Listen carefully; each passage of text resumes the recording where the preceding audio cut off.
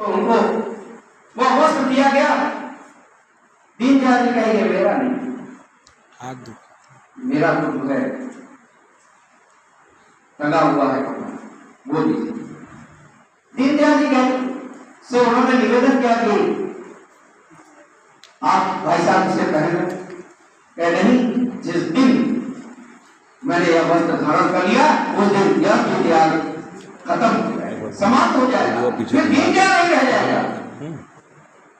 उनका चिंतन था हमारे देश में ऐसे कई परिवार, ऐसे कई गरीब है जिनको वस्त्र नहीं। उनकी मंशा थी जब तक समान सबको नहीं मिल जाता तब तक मैं भी जो है नए वस्त्र नहीं। यह सोच, यह चिंतन, यह विचारधारा किसी की हो सकती है तो भारतीय जनता पार्टी। हमें गर्व है, हम भारतीय जनता पार्टी के कार्यकर्ता हैं। हम सबको, मैं अपने को नहीं, मैं सबको अपने भारतीय जनता पार्टी में नहीं आता। मैं अहंकार का द्योतक है और अहंकार जिसमें आ गया वह सेवक नहीं बन सकता, वह कार्यकर्ता नहीं बन सकता। कभी मैं की भावना अंदर नहीं लानी चाहिए। मेरे मित्रों, जिस रामायण और जिस ग्रंथ की बात कर रहा हूं वह राम राज्य की स्थापना करने की परिकल्पना, सोच, विचारधारा दीनदयाल जी ने कब पिरोया था, कब सोचा था, कब चिंतन किया था और वह आज सार्थक हुआ। अटल जी के समय में हमने देखा, अपनी सरकारों में हमने देखा कि ऐसी सिद्धांत ये सरकार। मेरे मित्रों, जब राम की कल्पना करेंगे, भगवान राम हमारे आदर्शों की कल्पना करेंगे तो दोनों का तुलनात्मक अध्ययन करेंगे। वह तुलनात्मक अध्ययन क्या है?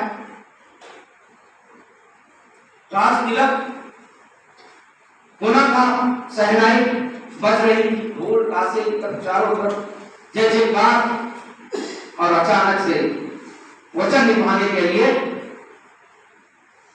वनवास स्वीकार करना।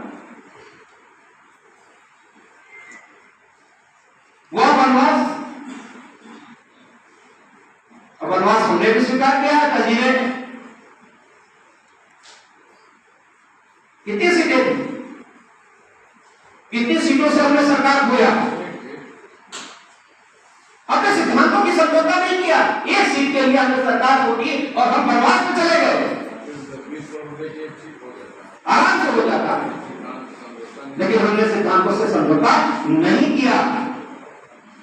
इसी तरह से मर्यादा पुरुषोत्तम राम चाहते तो भाइयों से अंदर विनय करते या अपनी माता कहते से अंदर विनय करते और फिर से वहीं पर स्थापित हो जाते, लेकिन उन्होंने नहीं किया। पिता ने वचन दिया और निकल पड़े।